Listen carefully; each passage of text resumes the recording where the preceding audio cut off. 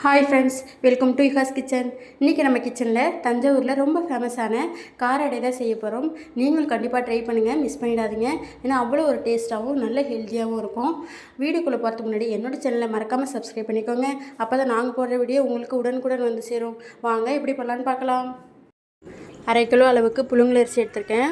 1/2 kilo அரிசிக்கு 50 gram துவரம்பருப்பு, 50 gram உளுந்து, 50 கிராம் கடலைப்பருப்பு, 15 காஞ்ச மிளகாய், 2 ஸ்பூன் அளவுக்கு சோம்பு, 1 கைப்பிடி அளவு பூண்டு, 1 கப் சின்ன வெங்காயம், 1 கப் துருவின தேங்காய், 1 கப் முருங்கைக்கீரை, 1 கைப்பிடி அளவு கருவேப்பிலை, 1 ஸ்பூன் அளவுக்கு மஞ்சத்தூள், தேவையான அளவு உப்பு.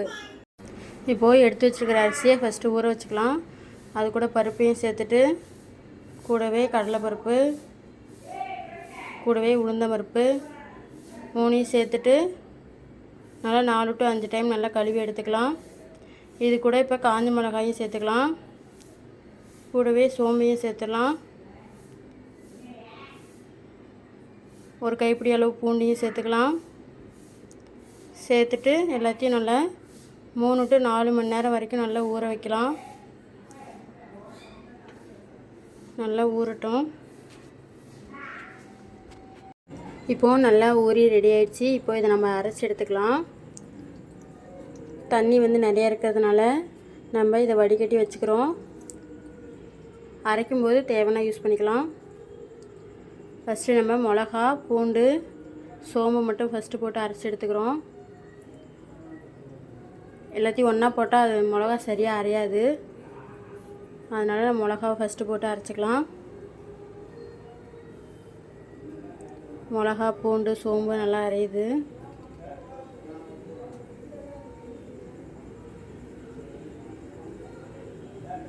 நல்லா இந்த மாதிரி அரைஞ்சப்புறம்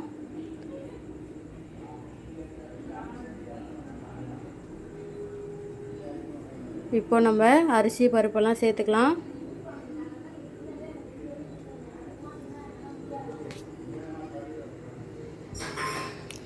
எல்லாத்தையும் சேர்த்துட்டு தண்ணி ஊற்றி அரைச்சி எடுத்துக்கலாம். ரொம்ப நைஸாகவும் அரையக்கூடாது. நல்லா இட்லி மாவு பதத்துக்கு அரைச்சிக்கலாம். இப்போ நல்லா அரைஞ்சிட்ருக்கு. இது கூட தேவையான அளவு உப்பு சேர்த்துக்கலாம். உப்பு சேர்த்துட்டு நல்லா அரைச்சி எடுத்துக்கலாம். இப்போ பார்த்திங்கன்னா நல்லா அரைஞ்சி இந்த மாதிரி இட்லி மாவு பதத்துக்கு வந்துடுச்சு. இந்த டைமில் எல்லாத்தையும் நம்ம வலிச்சு எடுத்துக்கலாம். மாவு எல்லாத்தையும் வலிச்சு எடுத்தாச்சு. இப்போது இது கூட பொடியாக கட் பண்ணி வச்சுருக்கிற சின்ன வெங்காயத்தை சேர்த்துக்கலாம். சின்ன வெங்காயம் சேர்த்துக்கோங்க, அப்போ தான் டேஸ்ட்டு ரொம்ப நல்லாயிருக்கும். இது கூடவே துருவின தேங்காயும் சேர்த்துக்கலாம். இது கூட க்ளீன் பண்ணி வச்சுருக்கிற முருங்கைக்கீரையும் சேர்த்துடலாம். நான் முருங்கைக்கீரை 1 கப் அளவுக்கு எடுத்திருக்கேன். இதுவே போதுமானதாக தான் இருக்கும். அடுத்து கூடவே 2 பிஞ்ச் அளவுக்கு பெருங்காயத்தூள் சேர்த்துக்கலாம். 1 ஸ்பூன் அளவுக்கு மஞ்சத்தூளும் சேர்த்துடலாம். சேர்த்துட்டு ஃபுல்லாக மிக்ஸ் ஆகிற மாதிரி கரண்டியால் கலக்கி விட்டுக்கலாம்.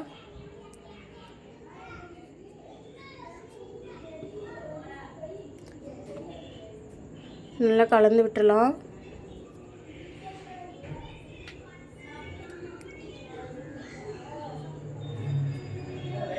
இப்போது இது கூடவே 1 கைப்பிடி அளவுக்கு கருவேப்பிலை சேர்த்துக்கலாம். சேர்த்துட்டு அதையும் நல்லா கலந்து விட்டுடலாம். மாவு தோசை மாவு பதத்துக்கு இருக்கணும். அந்த அளவுக்கு தண்ணி சேர்த்து நல்லா கலக்கி எடுத்துக்கலாம். இந்த மாதிரி இருக்கணும். இப்போது ஸ்டவ் ஆன் பண்ணிவிட்டு தோசைக்கல்லை போட்டுக்கலாம். தோசைக்கல் நல்லா சூடான அப்புறம் அதில் நம்ம அடையை ஊற்றிக்கலாம். அடை ஊற்றியாச்சு. ஒரு சைடு வெந்தப்புறம் மேலாக்க எண்ணெய் விட்டுட்டு பெரட்டி போட்டு இன்னொரு சைடு வேக வச்சுக்கலாம். 2 சைடு வேக வச்சு எடுத்தாச்சு. தஞ்சாவூர் கார அடை ரெடி. உங்களுக்கு இந்த வீடியோ பிடிச்சுன்னா லைக் பண்ணுங்கள், மற்றவங்களுக்கும் ஷேர் பண்ணுங்கள். அடுத்தடுத்த வீடியோ பார்க்க விரும்புனீங்கன்னா என்னோட சேனலை மறக்காமல் சப்ஸ்கிரைப் பண்ணிக்கோங்க. அப்போ தான் நாங்கள் போடுற வீடியோ உங்களுக்கு உடனே வந்து சேரும்.